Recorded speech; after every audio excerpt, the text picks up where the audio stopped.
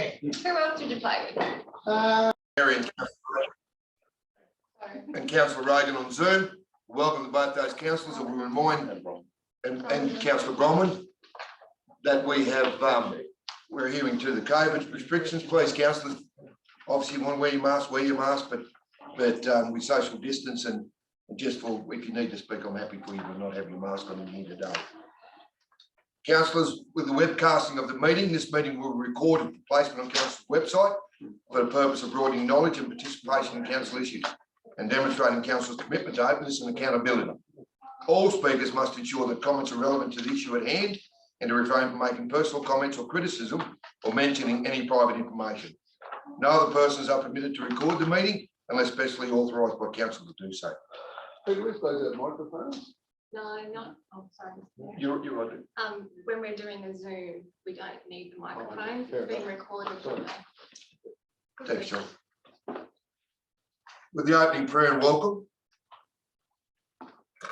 we give thanks for the contribution by pioneers, early settlers, for those who fought the various wars for the fabric of Tenneville community we have today.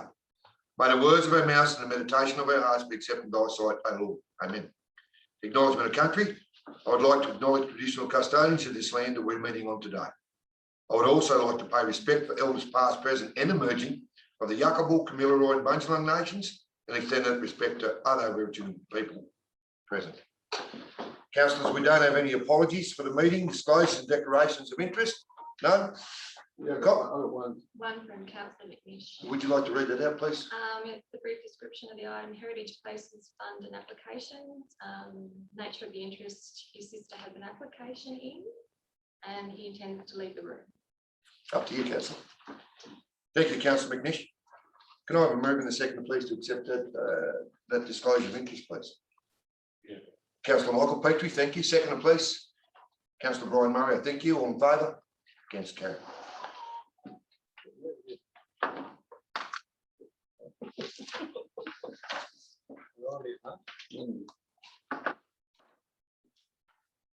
Councillor, we move on to the first item of business, and it's item M21/21, confirmation of previous minutes.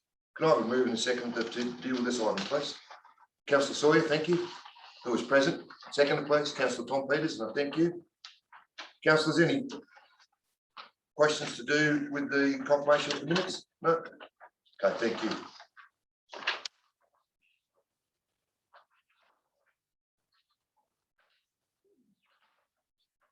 Councillors, tabling documents, there's no tabling documents.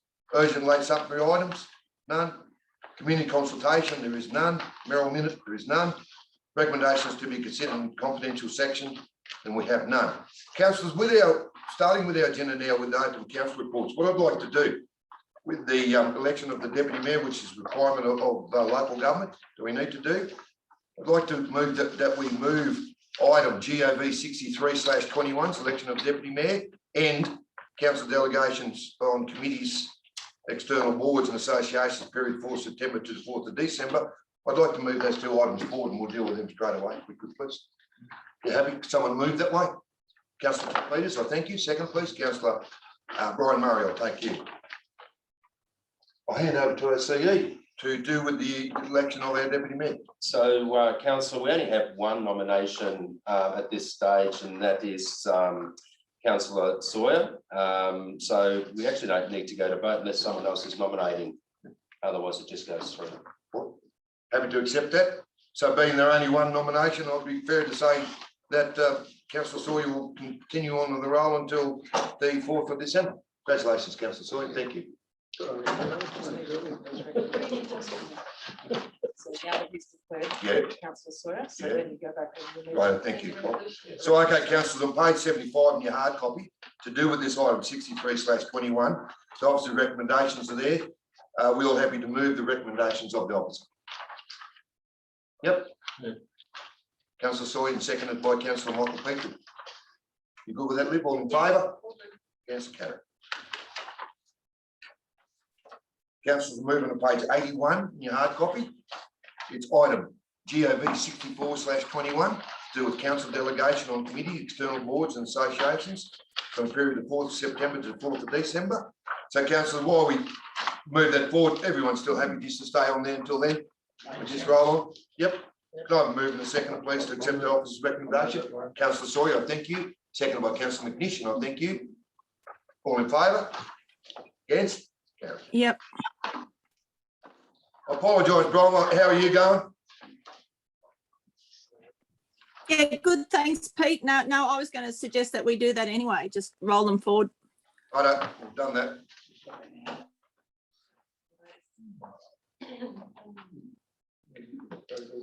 Right, councillors, now we'll go back to the front of our agendas, page 25 in your hard copy. So item COM 21/21. So consideration, sorry. How do you pronounce that, Kylie? Categorisation of reserves in accordance with Ground and Land Management Act. And I'll hand over to, who am I handing over to, Colin? To Neville. Yep. Apologise, Neville, welcome. Slipped in under guard, come off the left wing. And I'll hand over to Nev to present this item. Yeah, okay. Yeah, good morning, everyone. The report, the purpose of this report is, as probably remember, the council applied to become the Crown Land Manager over 3 reserves. That was granted back in June. So now the first step in terms of managing those is that categorisation has to be applied to each one of those parts. It fits in with the Local Government Act, categorisations under Local Government Act. So that's required under the Crown Land Management Act. So the report there, I've identified the 3 reserves we're talking about. As I say, when you apply categorisation under the Crown Land Management Act, there's like criteria that you have to meet. They're sort of on the bottom of page 27. Nev, can I apologise? A bit rusty, councillors, but we didn't have a meeting last. Mark, can I get a move in a second to deal with this item, please? Oh, sorry. Apologise, Nev. Councillor Brian Murray's the mover. Second, please. Councillor Don Forbes, thank you. I'll hand back over. Thank you. Okay. So,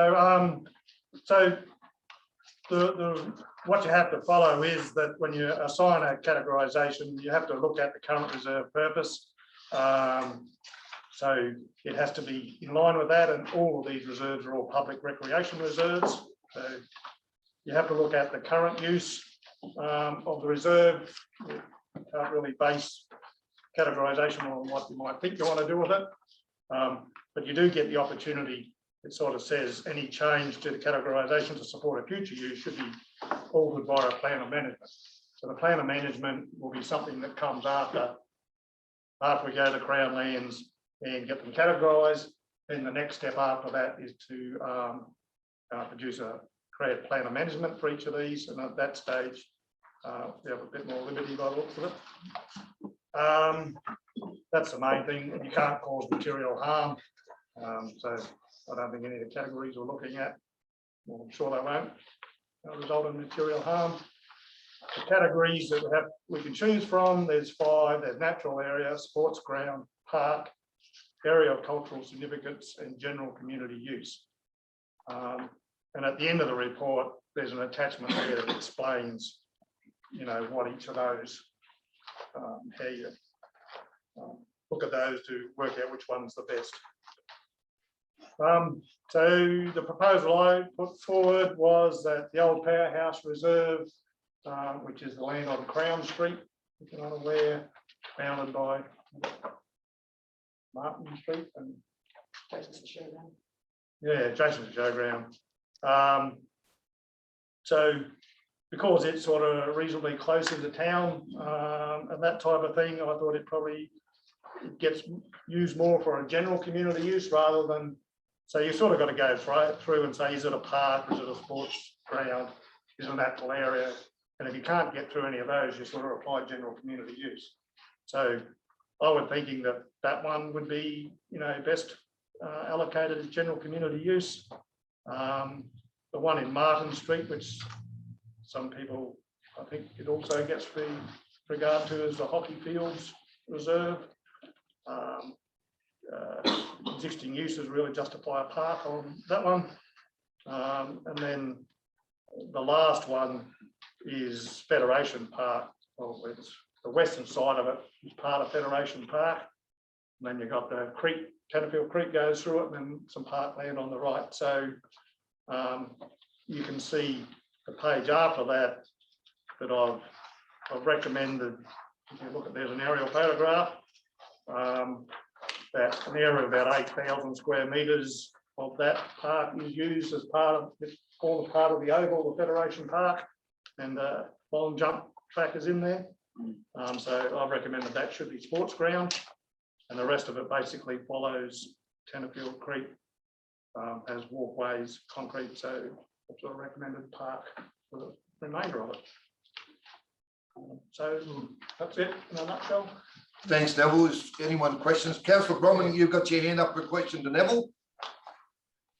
Yes, thank you, Pete. The hockey fields, I think we should have that at the moment as general community use, because it gives a greater variety of activities rather than just park, because at the moment we don't know for sure exactly where the pump track is going to end up. And yes, I know it's a flood zone, but so was Federation Park until some engineering was done there. So I think to keep our options open for the moment, general community use would be far more valid than park, which is more limiting. Yeah, look, I understand what you're saying, but I don't think the existing use, I think when we go to Crown Land, I mean, and you put general community use, they'll come back and say, no, that's not really the existing. How are you going to establish that it's used generally by the community at the present to justify that categorisation? Well, because it's called the hockey field for a start. It's not called Bruxner Park or Millbrook Park. It's called hockey field.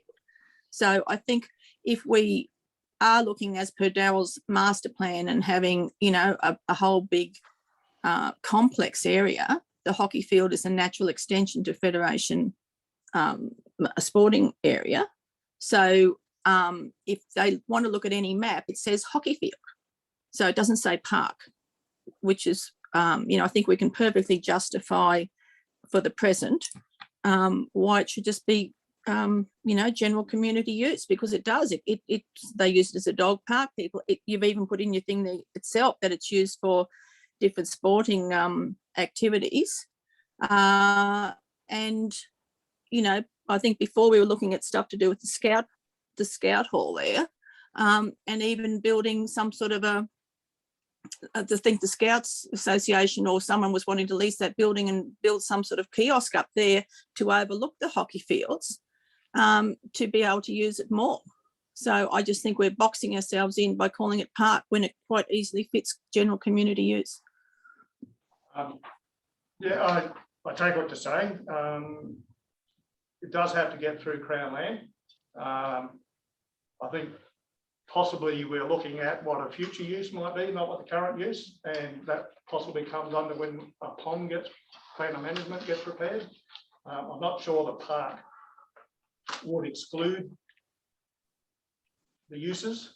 So an example I'll just give is everyone would be aware in Drake of the reserve where the RFS shed is. Yep. So that was put through as going to Crown Lands as general community use. Yep. They've rejected that and come back and said, no, it should be park. And it's going to have to be excluded from the ponds because they can't make up their mind. So I'm just saying that they do look at it and you have to be able to justify.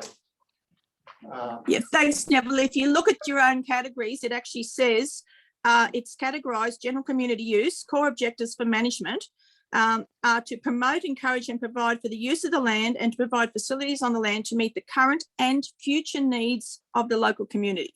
So future is covered. If you look in your table, your attachment after your report under general community use, and it says in relation to public recreation and physical, cultural, social and intellectual welfare or development of individual members of the public and purposes for which a lease, license or other estate may be granted in respect of the land, etc. But it does refer to future there. So Crown Lands cannot say, oh, that's not what it's being used for currently, because in their own table it says future as well as current. Through you, Mr. Mayor, happy to accept a motion if you'd like to move that way, councillor. However, I would reiterate again what Neville said is that a lot of those issues will come out as part of the plan of management. So that's our opportunity to really dig deep about what we might like to look at, have it recategorised. What we're really trying to do is get this across the line so it has an original category so that we can go forth and do the plan of management, which will then provide, I guess, further feedback in terms of what that park needs to be used for based on master plans and community consultation. At the moment, we're trying to do a desktop analysis to get it categorised so that we become the landowner, so that we can actually put in place the plan of management. So I'll leave that up to you. So- if you want it that way. Right, Kylie, so how hard is it to change the use later, once there's a plan of management and we find it's an inappropriate category? We would still need to go back and have it recategorised at that particular point. But at the moment, not being the Crown land managers, we haven't actually done a plan of management to demonstrate future uses yet. Those items haven't been formalised, I guess, even though they exist in people's minds of what they'd like to see.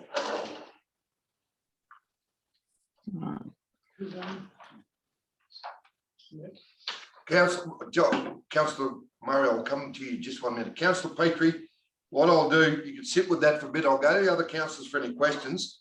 But so I get it clear in my head. So what you're dealing with is number 2 with the categorise of R22042 as a park. If you're wishing to put an amendment forward to change that with what you've spoke on. So I'll come back to you with that, councillor. Is that all right? Yeah, thanks, Peter. Right, council, please, and I don't mean anything by this. It is a council meeting and you're referring to us as councillors, myself as mayor. So I apologise, but no. Thank you, Mr. Mayor. I'll be our guard. Councillor Murray, question to do with the report. Through you, Mr. Mayor. Is the hockey field, is that a localised expression or is it got an official name, park name? I don't believe it's a official. It seems to be a local expression from what I can gather. It is all level, so I'm at potentially hockey was played there at some stage. There could even be a plaque there, Nev, acknowledging someone, and I apologise to that person who had a lot to do with the hockey in their day. Somewhere there, I'm sure there's a plaque there. Acknowledges that. Sorry. There's a shop in there also. Yeah. Anyway, yeah.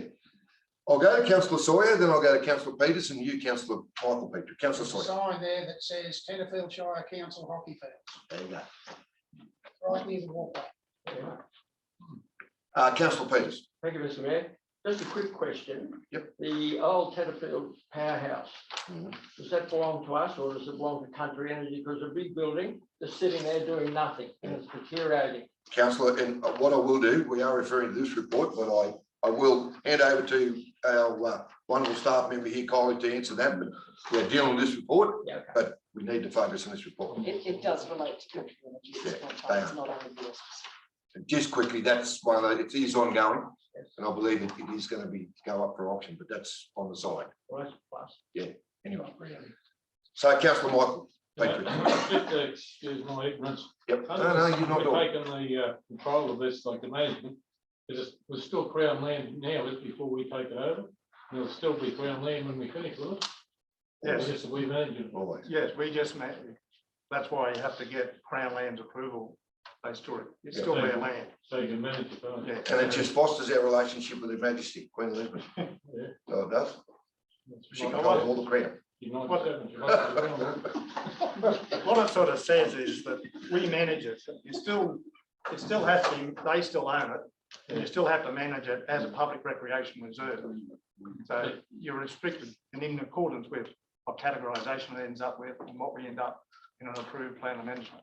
Something like the same as the showroom, that's what Yeah, it. but different there, councillor, and as you would know, in the town common, they have a trust Yeah. who manage that area. Yeah. So they do. Whatever that trust is active, they answer directly to the Minister for Land Oh, yeah. to do with that. As you would know, being a past member of the trust, and you control that ground. Yeah, fair enough. Yeah. I just wonder on this, thought we could take control management, I thought we did have it. Yeah, well, there's still a few steps to go through before we can say we've ticked all the boxes to be able to manage it in accordance with. But correct me if I'm wrong, I'm not going to get into debate about this, just so we're all clear with this, and Polly, I know you're all over it, but what I'm going to say, Councillor Petrie, there is already areas, and correct me if I'm wrong, in our shire where council are the controlling of that Crown land. So we are controlling. Yeah. So just, if you understand that, that's.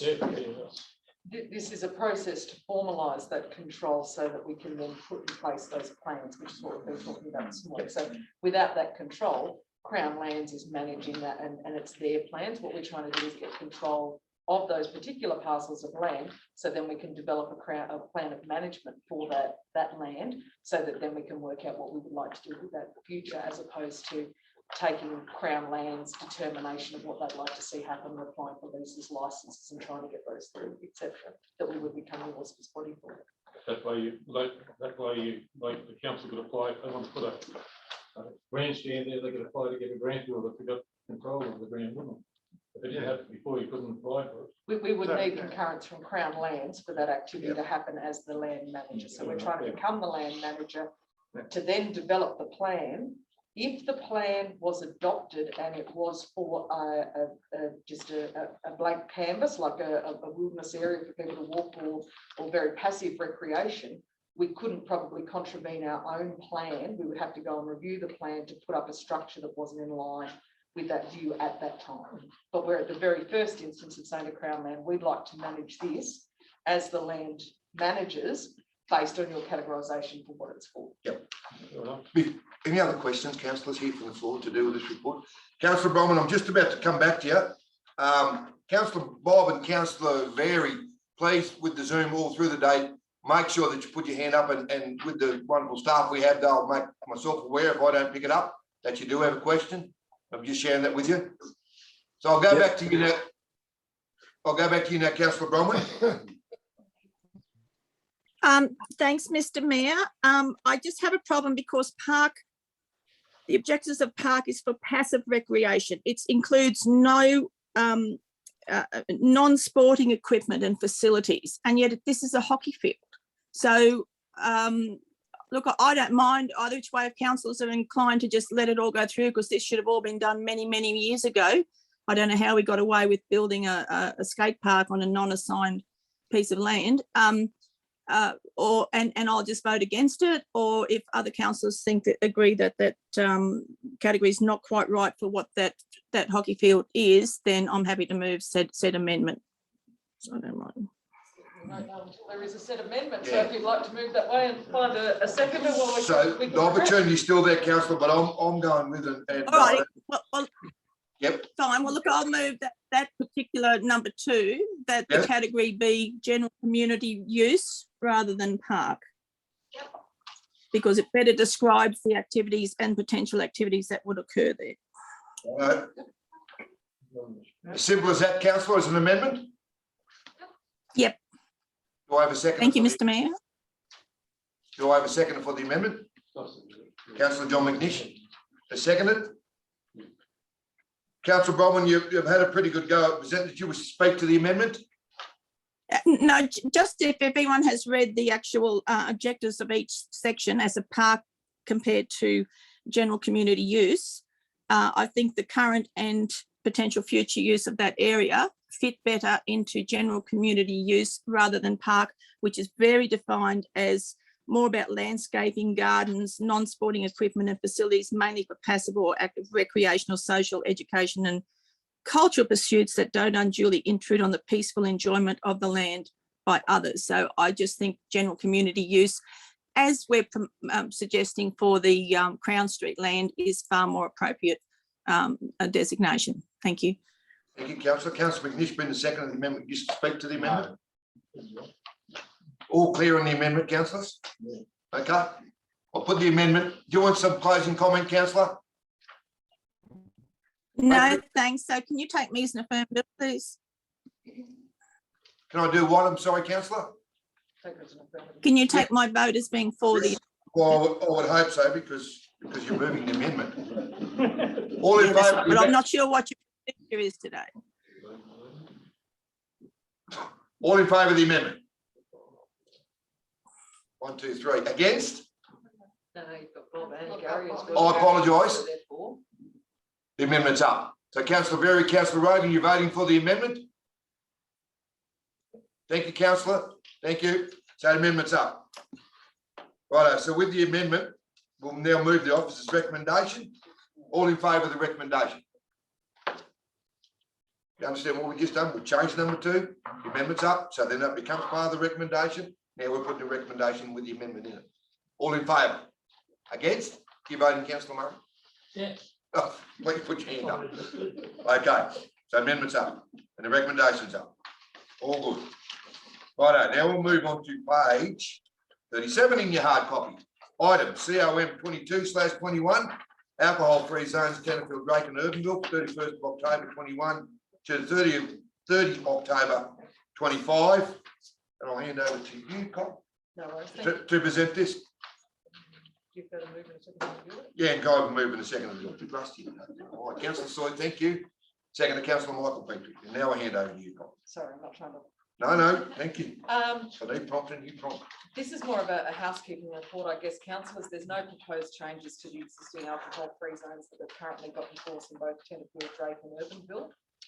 We haven't received any feedback from anyone on the request to actually have those particular zones amended, either members of the public or the police force to rely on them. So as you'll see there is a recommendation to receive and note the report, to note all of those areas and resolve that way to put in the alcohol-free zones as detailed in the report. Thank you, councillor. Without councillor Force, without putting you on the map, because I know you were a delegate, do we still have an active liquor record? Yes, we do. Do we? Yeah. Okay.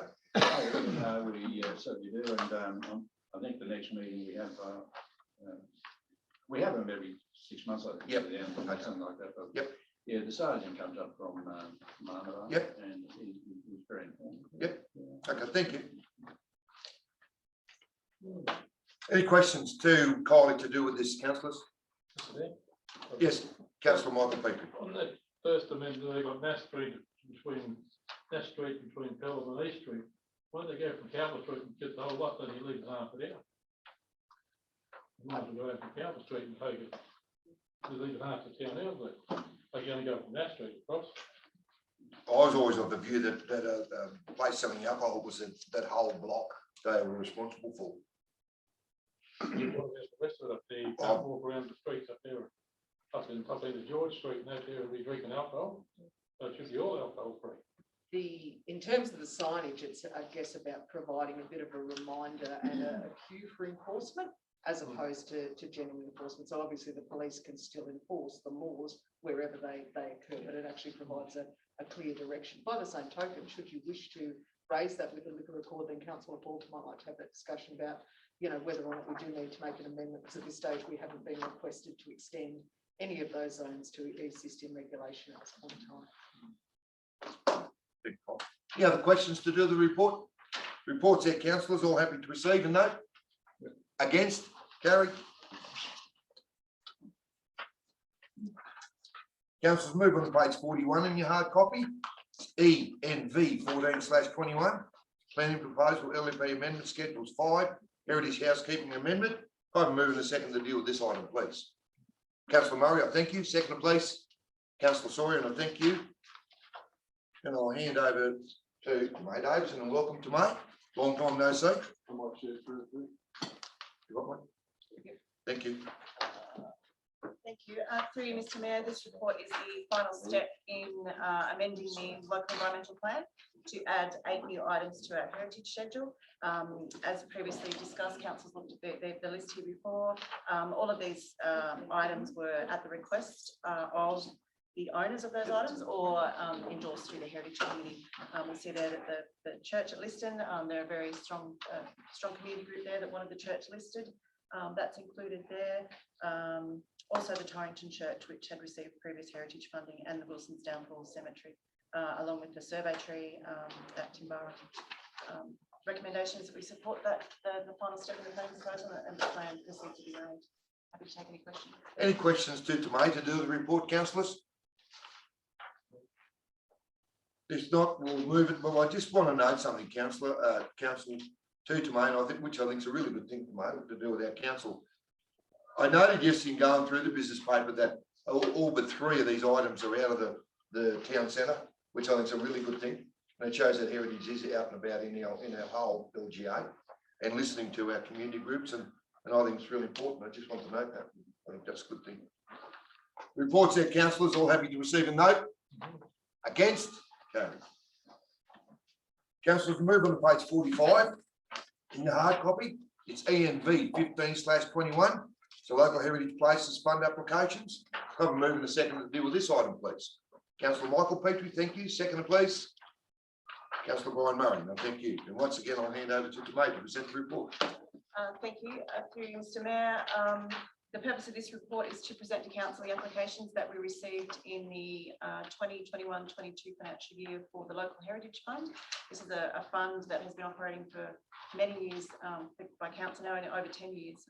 This year we had a great lot of applicants. There were 18 applications altogether for maintenance and conservation works across the Shire, which have been reviewed by staff, council's heritage advisor, and distributed to the Heritage Committee. We unfortunately were unable to have a committee meeting due to the COVID restrictions, but it was distributed to the committee in terms of the recommendation that you see there today. So the recommendation is that the council endorses the offers of funding as detailed in the attachment, and should any of those offers not be accepted, that the remaining funds be distributed equally amongst those applicants that did accept the offers. Happy to take any questions. Any questions to Tomato to do with this report? Councillor, we'll remind you in how important our workshops are, because this was workshop at length, and I think that's really important. And I know it hasn't been easy with the Zoom and everything we've been dealing with, but council's been getting on with the job, and that's really good. So I do note the input from councillors in that workshop to do with this report that we're dealing with now, and that's what they're all there for. Councillor McNish to come back. No, he's gone out because he has a declaration with this week. Oh, this one. I thought it was the last one. No, he left a little bit early. Well, I apologise. He left a little bit early. Righto. So, this report's there. Councillors all happy to receive a note. Question. I apologise, Councillor Sawyer.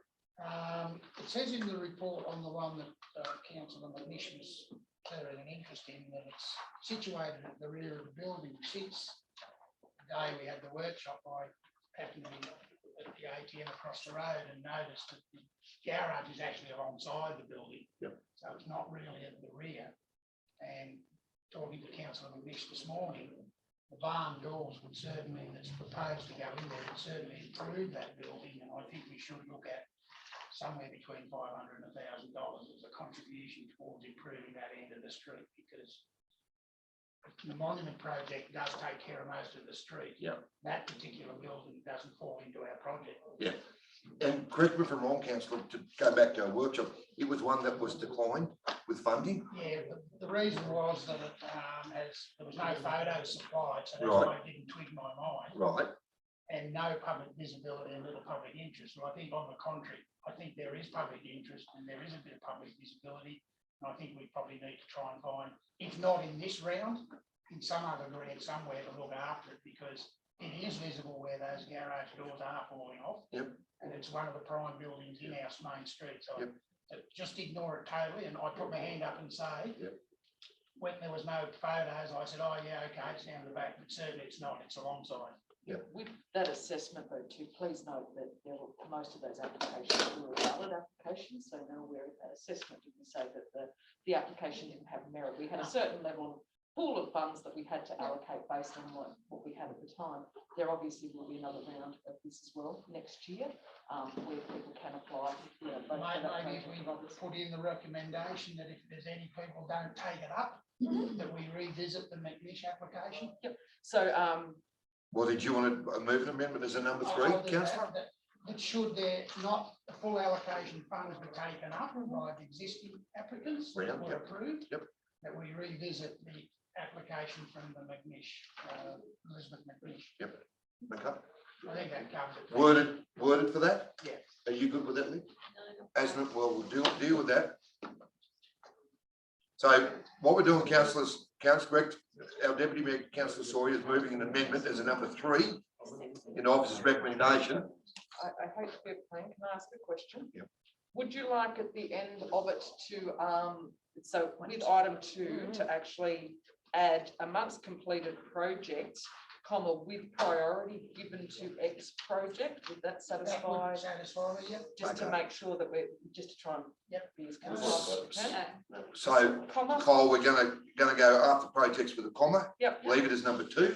Well, councillor Soy will move an amendment to Yep. number 2, Yep. which includes a comma with priority given to that particular item should the funding come Yep, forward. happy with that. Right, so I will read the councillors number 2. It's redistribute any funds not accepted or not claimed by the claim date amongst completed projects, comma. Priority funding given to 305 Rouse Street. Okay. Okay. Happy with that, Happy councillor? with that, thank you. Do I have a second for the amendment? I do, councillor Tom Peters. I will take it as an amendment because it is changing our the report, councillor. So. Do you wish to speak to them? Sorry. Who was the mover and seconder of the Oh. amendment? It's been moved by councillor Sawyer. Yep. Seconded by councillor Peters Thank you. as an amendment to add on to number 2. Yep. Councillor Sawyer, you wish to speak to the amendment? Councillor Peters, you wish to speak as a seconder? No. Okay. We'll put up number 2 as an amendment, councillors. All in favour? Against? Carried. So now the amendment is part of the recommendation. All in favour of the recommendation? Carried. Thank you. Page 47. I'll just wait for councillor McGish to come back, councillor. Thanks, Simone.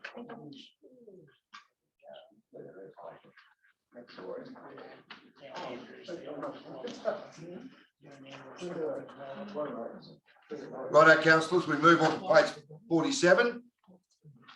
It's item GMT 36/21, the monthly operation report, July and August 21. I've moved in a second to deal with this, please. Councillor Murray, I'll thank you. Second, please. Councillor Michael Petrie, and I'll thank you. I'll hand over to our CE to present our monthly report. You happy to do that, Mr. CE? Yeah, well, it's just basically, thank you, Mayor. It's basically just as tabled. The Operating Officer's recommendation is as documented. No, I've nothing to add. Okay. Yep. Thank you.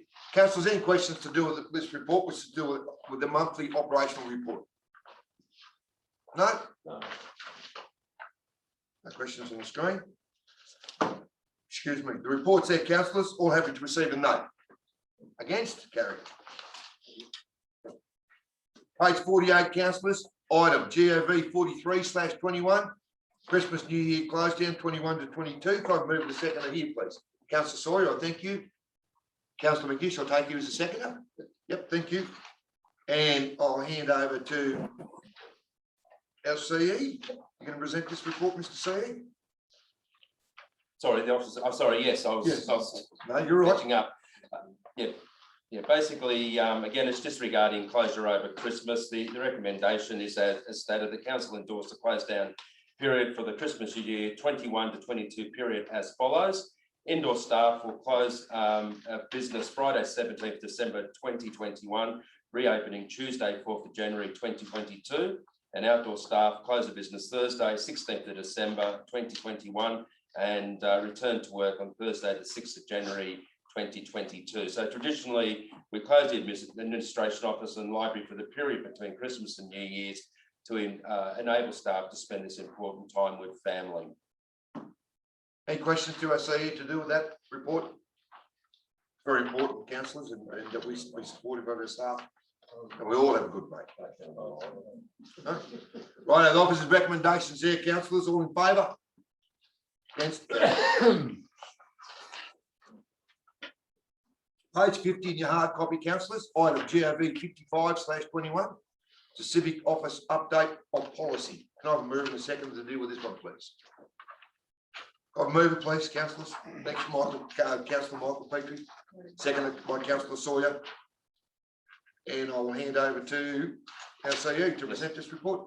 Thank you, Mr. Mayor. Well, basically, as a result of the introduction of the Local Government Amendment, Governance Planning Act 2016, expenses and facilities policies are now required to be adopted by council within 12 months of the term of a new council instead of annually, as previously required, and amendments are no longer required to be specifically notified to the Office of Local Government.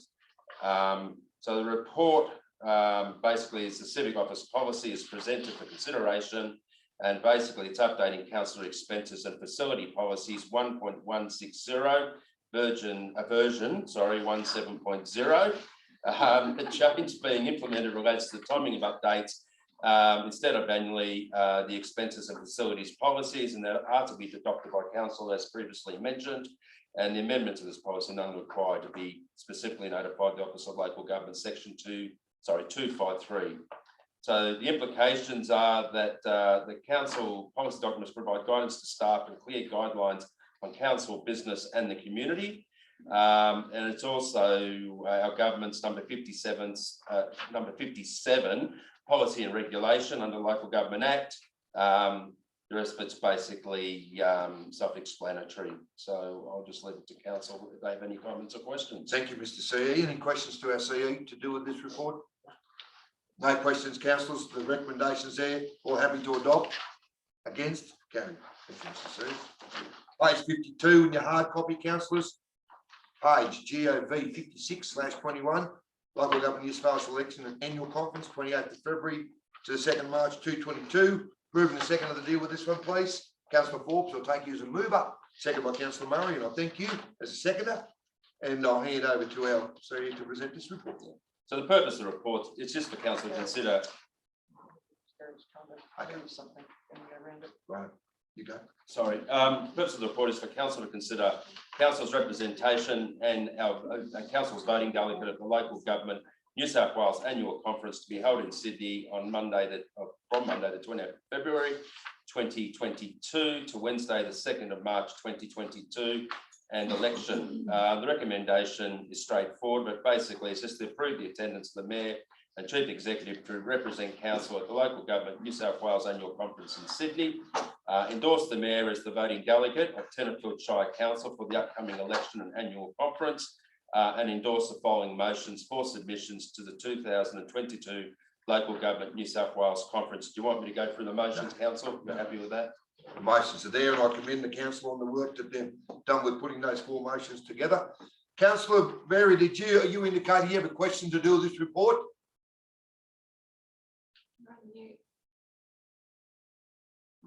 All happy, Mr. Mayor. Right. All good? Any questions to our CE to do with the report, councillors? Councillor McNish. Just one I mention every year, Mr. Mayor. I'd like to see, I'll probably won't be here next term, so it doesn't affect me at this stage, but I would like to see each councillor during the term of the council, the four-year council, have the opportunity to go to one of these conferences. I think it's a wonderful learning exercise and meet other councillors. When I was deputy mayor, I used to go with Tony each year, and usually another county, if they wish to, could go. I know Richmond Valley years ago used to take the whole council every year. I thought that could become our council expenses. There's a fund for expenses. It's just something I won't put in a motion for. I thought it would be at least the deputy mayor should go for sure, and probably one other councillor each year over the four-year term, so everyone will get a chance to. No problems at all. To just see how the system works. To support, which is what we spoke about this yesterday when we're doing the brief of the business paper, councillor. It's a really valid point. Obviously, the financial part of it was looked at. Yeah. But it's and I'll go to Kylie for some comment.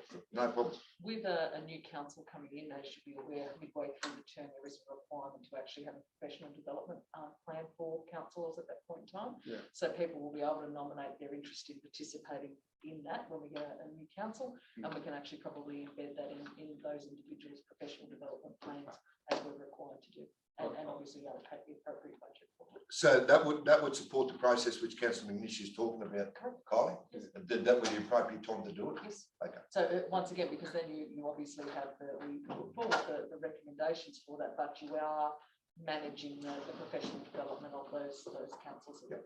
Councillor Forbes, question to the report. Just endorsing what you just said, Councillor McNish. When I was in Tamworth a couple of years ago, doing some work down there, I attended their council meeting and spoke to was it Van Inglis, and their practice was to send four councillors as part of development. The mayor or the deputy mayor didn't bother going. They did the four councillors just went and represent council, and so every different four councillors they were sending in. in our discussion, yes, so all our councillors are aware, because sometimes you'll see at these conferences, be it Albert or the state conference, because of the size of the council, that's what dictates your voting rights. We have one, like in the same size councils have one voting delegate, be it whoever the chosen person is through the council, which support you, Council Forbes. But other councils, especially those Sydney councils, they're all there. Coffs Harbour has 4 or 5 voting delegates, but because of the population, I was correct in going down. That's how it works. So that's why a lot of them have got more there, because they're all going to voting right. And under the Act, they're required to have all those voting rights there. So they are, yeah. But anyway, but noted, councillor, and if involved with the new council, myself too, I fully support that happening. Thank you. Okay. Thanks, Robert. Righto. No questions, more questions. So officers' recommendations there. All in favour? Against, carried. Councillors, moving to page 55 in your hard copy. It's item GOV 57/21. It's a risk management and internal audit for local council, New South Wales. Draft guidelines, August 21. Can I have a move in a second here, please, to deal with this item? Councillor Forbes, I thank you. Second, please. Councillor Michael Petrie, I thank you. And it's with great pleasure that I introduced Erica Bursford to it. Thank you, Mr. Welcome. Mayor. Thank you. Good morning, councillors. Through you, Mr. Mayor. The purpose of this report is to provide council the risk management and internal audit for local councils in New South Wales draft guideline issued by the New South Wales Office of Local Government in August 2021. Basically in the report, we've provided the background on what's occurred with the development of the draft guidelines. So previously, council considered the first round of draft guidelines at the end of 2019, and council provided feedback in December 2019 on those draft guidelines, and they were quite prescriptive and onerous in terms of what the OLG and all the Office of New South Wales expectations were in terms of a blanket framework for all councils in New South Wales. So as we provided in the report, council at that stage provided 6 points where we considered that there needed to be an amendment in order to suit councils of the size and locality of Tenterfield. The draft guidelines that have now been released in August to us have actually adapted to quite a bit of feedback from councils such as Tenterfield and other small to medium-sized councils. So within the current draft guidelines, they have set up a tier system to recognise that, you know, a one-size-fits-all framework is not going to work for all councils. So Tenterfield Council will sit as a tier 1 council. And with that, there's other commensurate amendments that have occurred in this current version of the guidelines. So that allows for our smaller size, our remote regional location, our ability to try and source external independent audit panel members, audit committee members, as well as our ability to pay for additional compliance requirements. So being at that lower end of council size, the draft guidelines have actually reflected the requirements that we sent back in December 2019. So I provide the report to councillors, and we'll take any questions.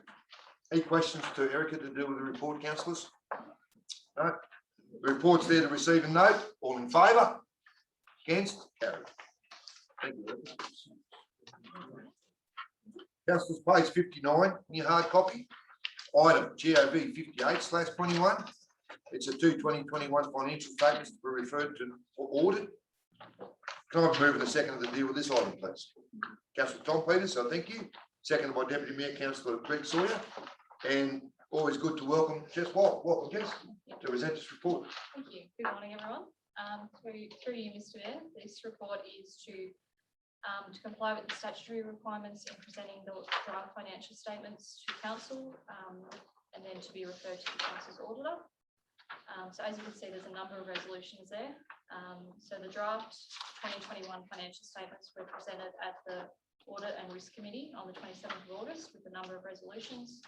Basically that the committee note the report, that any comments and suggestions be incorporated into the draft, and that the Audit and Risk Committee recommend the statements to be referred to the auditors. Following that audit committee meeting, there are a couple of minor formatting changes that were made. And once the statements have been audited, the auditor's reports and analysis will then be presented to council again in its final version on the 24th of November 2021 council meeting. In terms of the results, the draft operating position excluding capital income and capital contributions is showing a deficit of 2.535 million compared with last year's deficit of the previous year's deficit of $307,000. This result is an improvement on the draft that was presented to the Audit and Risk Committee at the end of August. There was a slight change in the treatment of some operational land assets, which meant roughly a $500,000 improvement. But yeah, we still do have that significant deficit as shown there in the 2.535 million. It should also be noted that this is a preliminary result only and is still to be audited. Again, they'll be presented in 24th of November once they've had that final audit report come back. We're also awaiting further guidance from the auditors on a particular note to do with our unrestricted cash that we hold at 30th of June. This is not an ongoing issue, it was just a point in time issue with our cash flows. We were waiting on a significant amount of grant funding to be received, which we've received quite a lot of that in the last two and a bit months. There's also a summary at the bottom of page 61, the main contributors to that deficit, which we've presented previously in part of our QBR reports.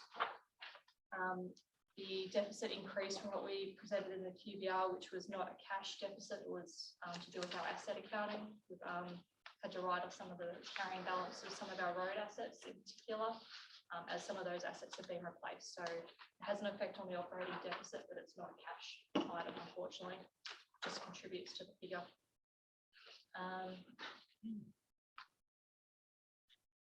So yeah, the attachments in booklet 4, which is the full financial statements, the special statements and the schedules. Are there any questions for this one? Questions? Yes, to do with the report. Councillor Peters. Thanks, Mr. Mayor. Just a quick one. The Bundaberg landfill fire, is that covered by insurance or not? I believe there has been a claim submitted for that, but I don't know what the result is of that yet. I think they're still assessing it, how much will be covered. So yeah, I'm not sure at the moment until we get that feedback. Hopefully a significant portion, but yeah, it's too early to say until the investigators have completed their reporting. Thank you. Just with that, and I'm not an expert on English, I'm just, when I read things, they read to me as I read them. Sounds silly, but with number 1, where you got the statutory process that must be followed, is that a statement is required under section 4132C must be made by resolution and signed by the mayor, one councillor, chair of the executive and responsible accounting officer.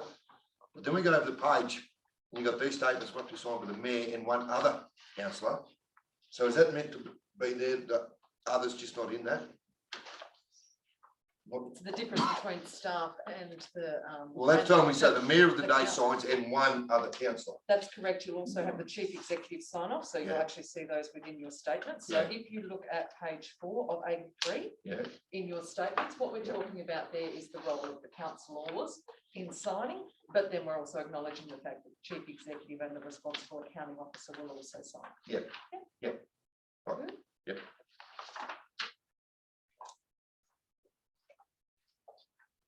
No, all good. Any other questions to Jess or any other staff councillors to do with this report? The officer's recommendations there, all in favour? Against? Carried. Jess, thank you for the good work that the, I know it's not easy in the current financial climate we live in, that your staff do to balance our books, and I really mean that. It's a big job. Jess has done a fantastic job, as has the finance team at Eagle. We're right on schedule with our audit program at this point in time, and we're, as I understand from surreptitious conversations. We're one of the few that's been able to manage that within COVID. So I think the Very finance team are doing a fantastic job in terms of trying to manage their outputs in line with all the other challenges that they're having. And I'm pleased, Kylie, as the senior staff member involved with that, I'm pleased that you have noted that because it is important. Thanks, Jess. Right, councillors, page 64 in your hard copy. Item GOV 59/21 capital expenditure report as at the 31st July 2021. Can I have a move and a second to deal with this, please? Councillor Mike Baker, thank you. Second by Councillor Sawyer, and I thank you. And once again, I'll hand over to Jessica Wall to present the report. Through you, Mr. Mayor, this is the normal monthly capital expenditure report for the month of July. This is shown in attachment 8 in the final booklet. Questions, suggested to deal with that report? No. All happy to receive and note? Favour, against, carried. Page 66 in your hard copy, councillors. Item GOV 60/21 capital expenditure report as of the 31st of August 2021. Moving the second to here, please. Councillor Brian Murray, thank you. Second by Councillor Tom Peters, and I thank you. Once again, I'll hand over to Jess to present this report. Through you, Mr. Mayor, this is the capital expenditure report for the period up to the 31st of August. And yeah, once again, same with July, the main variances at the moment are to do with our projects that need to have budgets carried forward from last year, which I've noted against a lot of the projects in that report. Questions to Jess, councillors? No. All in favour, councillors, to receive and note? Against? Carried. Page 68, councillors. Item GOV 61/21. Finance and accounts period ended as of 31st July 2021. Moving the second to here, please. To deal with this item. Moving, please, councillors. Councillor Murray, thank you. Councillor Rogan, I'll take you as a second, and thank you. I'll hand over to Jess to present this report. Mr. Mayor, this is the July finance and accounts report. As you can see on page 68, we've got our bank balances. General account is 6.3 million at the end of July. Our investment report was at 6 million at that point. Two water concessions were granted in that month for $1,641.13.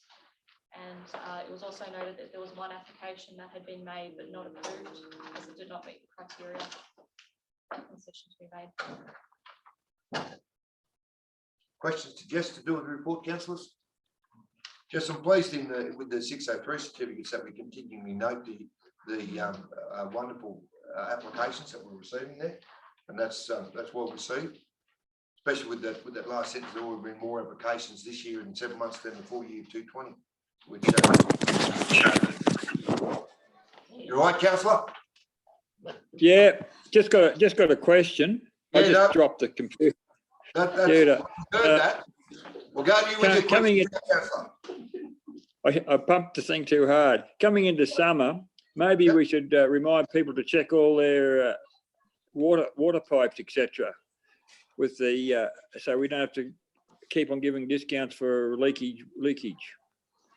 Yeah, so the process around the water leakage is that the rates and revenue officers that deal with the water charges, when the water billing comes up, they review any users that have higher usage than their average in previous years. So they highlight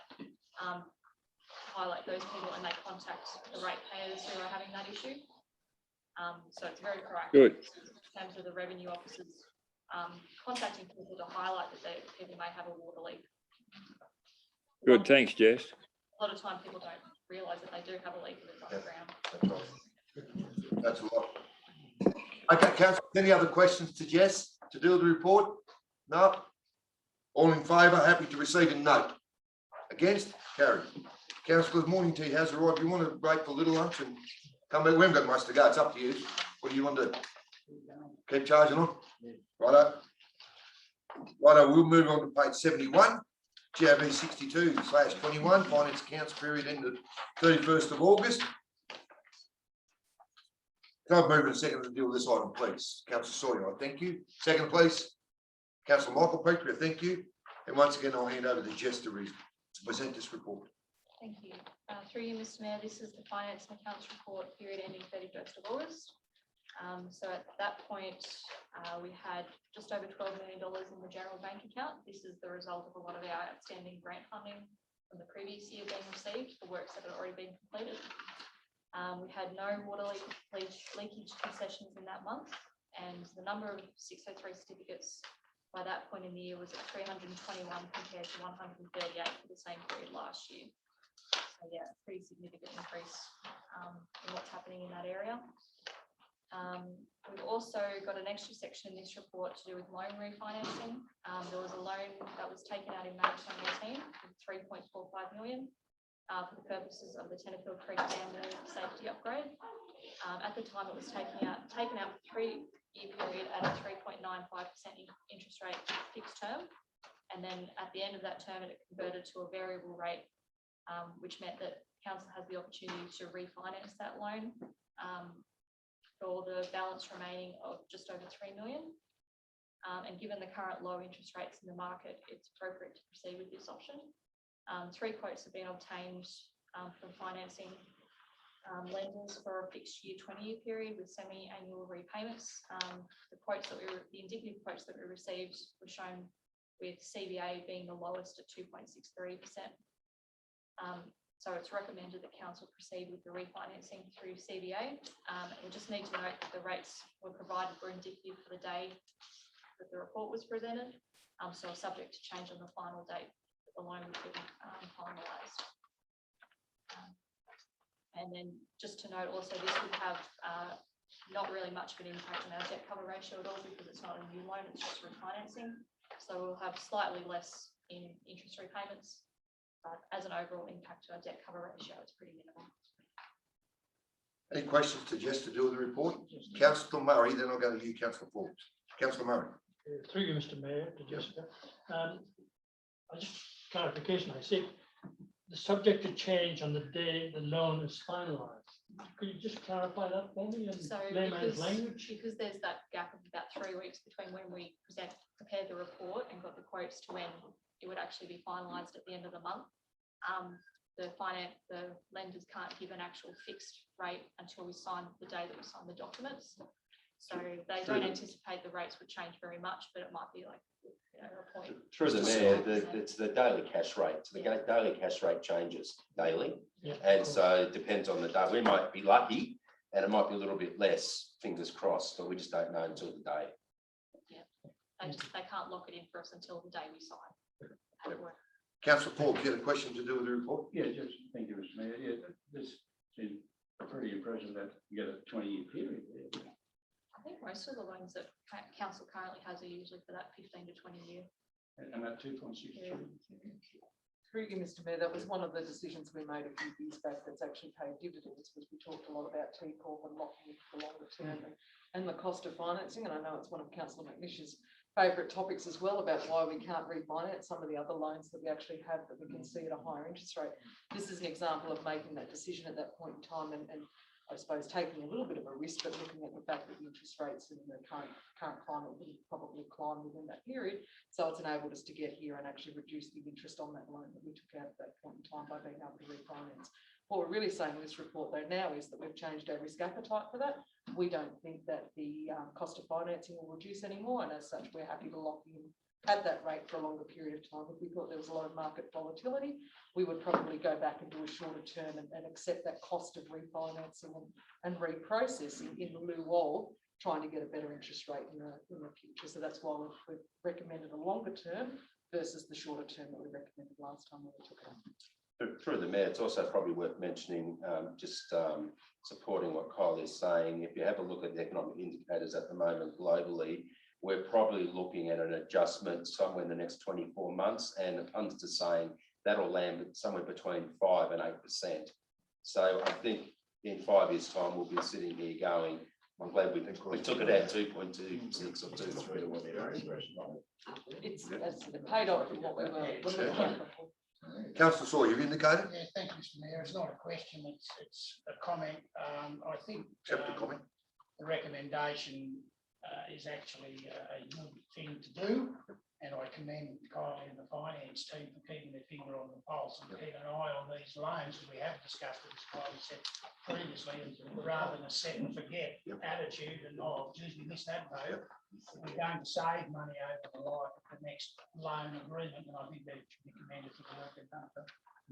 I think, and just to remind councillors with the loans that I'll come to you, Councillor Murray, that the loans that we do have, it all is for infrastructure. So this one being with the town dam wall, and to go out and said that wonderful job that we all can be proud of, and the issue that we dealt with through that with the change of contractors and all that, but it is a good thing, and we can be proud of in this term of this council that we did do that to reinforce that wall, which needed doing, since 1932. Councillor Murray. Yeah, through you, Mr. Mayor. Just a question I ask is, does T Corp not come into the situation anymore? Good question, and it'll be answered. Well, I know that. There's an availability, but not one that we've pursued aggressively because of the fact that the market is at such a level that it doesn't provide the level of benefit financially. There may well be other factors that are positive, but at this stage, it's not considered to be our best option. Meaning that the council, it's a good question, councillor, and I understand it, that council themselves can go and do business with the banks or lending facilities, and they're doing better than what T Corp's offering. Is basically what we're doing.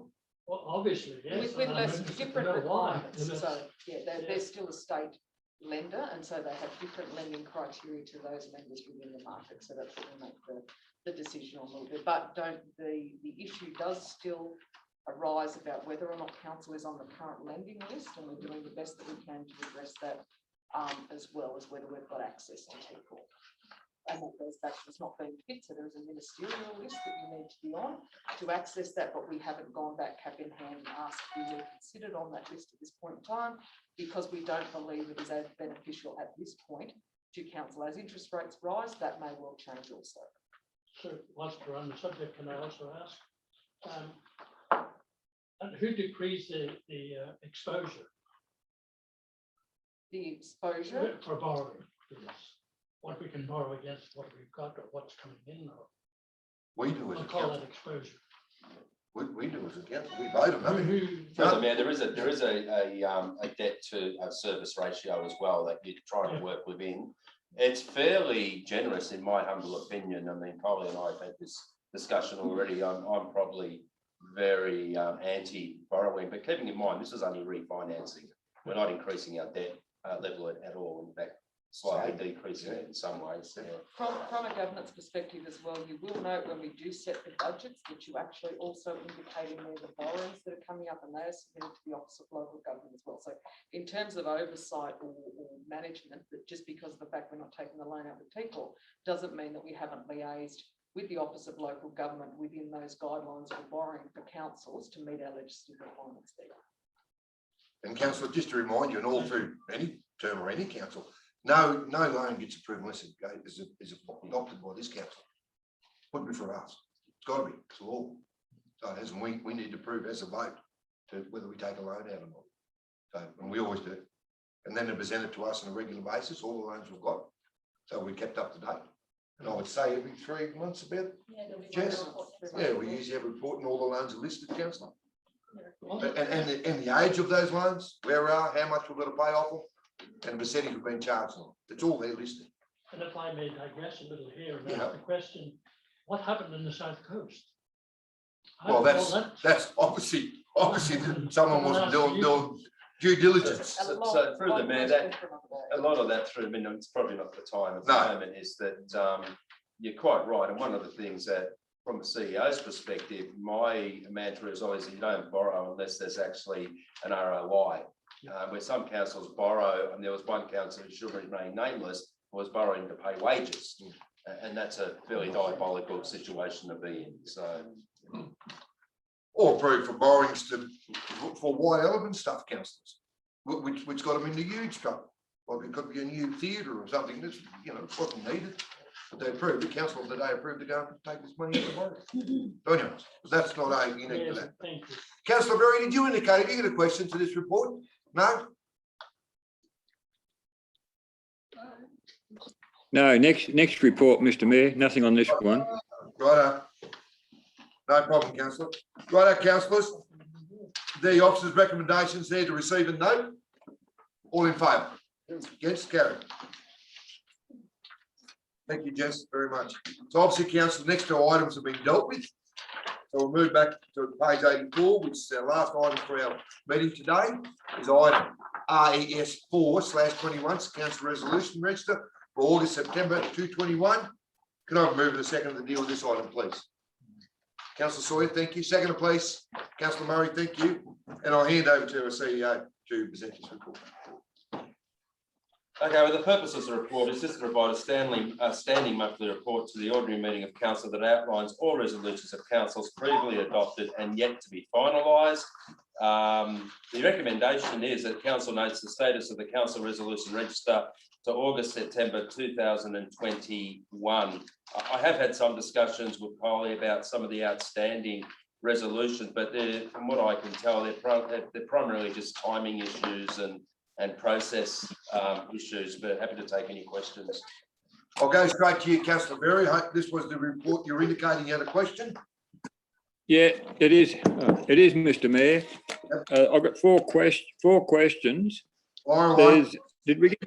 Did we get many responses about the naming of the roads up here? I know I've had a few comments, but I just wondered if we got many letters about the naming of the roads up here. That's the first question.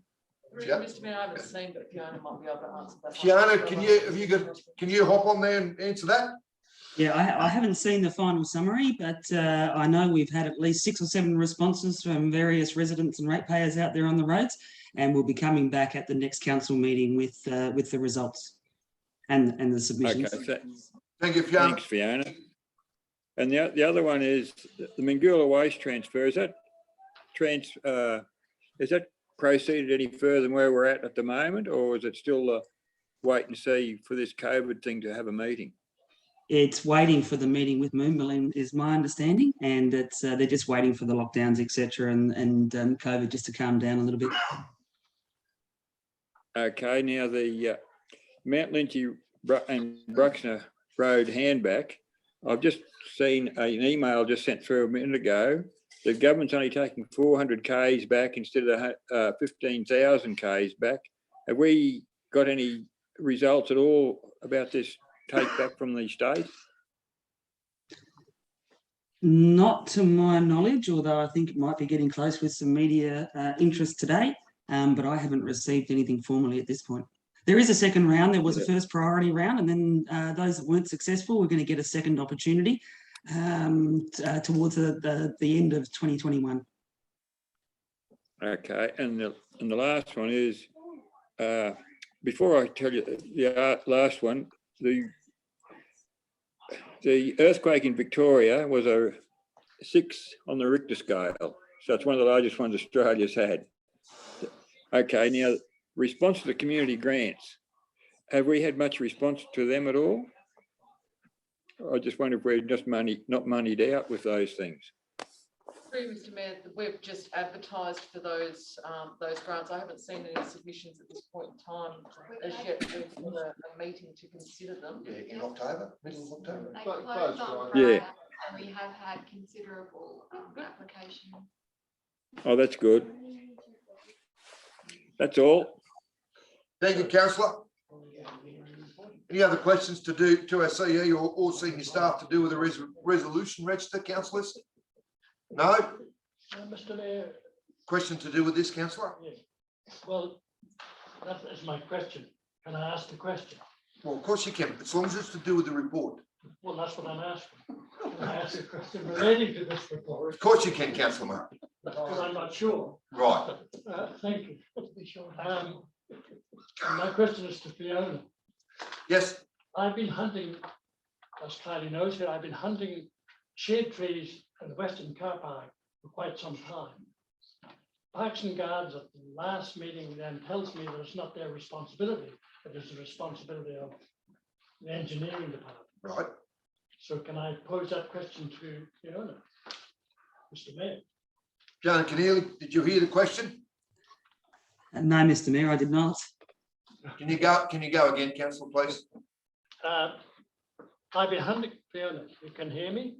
Yes, I can hear you. I've been hunting shade trees in the Western car park for quite some time. Parks and Gardens at the last meeting just told me that it is not their responsibility, it is the responsibility of the engineering department. I'm not too sure what it's relating to. The shade trees in the Western car park? Yeah, below the Corner Lifestyle, isn't it, the Western car park down there, it's referring to, That's councillor? correct. Well, If they're in a road reserve, they're the responsibility of engineering, yes. But I'd have to take that on notice and get a little bit more information, I think, Councillor Murray. well, what I might do, Joan, with trying to help you here, councillor, we might take it to roads and traffic. Oh, right. All right, and we'll see how we go there. Councillor Peters and Councillor Vera are delegates on that. And Fiona attends those meetings and so does Dave Council, and we'll get advice there. I totally know, and you have, to your credit, and your Parks and Gardens have been trying hard to get those shade trees in that Western car park. I'm just trying to think of the lady. The Parks and Gardens, at this point in time, there hasn't been a formalised recommendation from the committee for that level of consideration. So that's one of the challenges that we have. So as I said, by all means, we can have the conversation with the traffic committee and we can take that on board if there are works to be done in that car park in future, but we haven't got a solid direction or a minute in terms of this report to actually progress any further at this point in time. And if I could just enlarge upon that a little. Yes, councillor. The idea of the trees there is to provide shade for people with elderly parents or pets in their car. And because of climate change coming in, extreme heat. We won't debate that yet, councillor. This is going to be a very hot spot. For people parking their car. Exactly. But happy to with chairing the roads and traffic to get that on the agenda, and we'll take advice from Fiona and Dave Council. And like all our committees, it is an important committee, and happy to take that forward, councillor. Thank you, Fiona. Thank you, Fiona. Mr. Mayor, on that subject, wouldn't it be better if the Parks and Gardens wrote to the Roads and Traffic Committee so it's all formalised? Well, I'd like to see. I'm happy to take it. Yeah, okay. But I'm happy to take it forward as chair, councillor, and just get it on our next agenda. So it's done and done, and we'll deal with it there. But it's from okay. And Councillor Murray, he chairs the Parks and Gardens, and his absence, so does Deputy Mayor Sawyer. Yeah, what I was getting at there probably should have been written to. We should have probably been written to a long time ago. And it would have been on the books and probably done by now. I'd like to suggest to Councillor Murray that they look at date palms there if this climate change is going to happen. Councillor Bromman, do you get a question to do with this report? Yes, just regarding these trees on the Western car park. Does that actually come under roads and traffic? It's not a road, is it? I just think, I mean, so long as something happens quickly, rather than some other things that seem to sit in roads and traffic for 3 years with no action. So, Mr. Mayor, it's not a roads and traffic issue. It's a concurrence of all stakeholders. We have two very opposing opinions. One is that trees are messy, damage infrastructure, too expensive and don't provide the shade that's required. Then there's another school of thought that we need to be as green as possible. So it's trying to come together and get a resolution on what that looks like. What we've previously discussed is we put in 2 grant applications, I think, for that car park. We've actually included in those applications, and this is going back about 12 or so months, in those applications is actually for some sort of shade structure there, be that either green or alternative shade. So that's one of the challenges we have that is on the list, keeps going up and down the list, and we've got people with disparate views at this point in time that we need to bring together. thank you. Righto. No more questions to do with our resolution, Mr. Councillors. The report officer's recommendations, they're all happy to note status, favour, against, carried. Councillors, that brings an end to our council meeting. I thank you all very much for your attendance. I wish you well. And the meeting is ended. Peace and harmony. Thank you.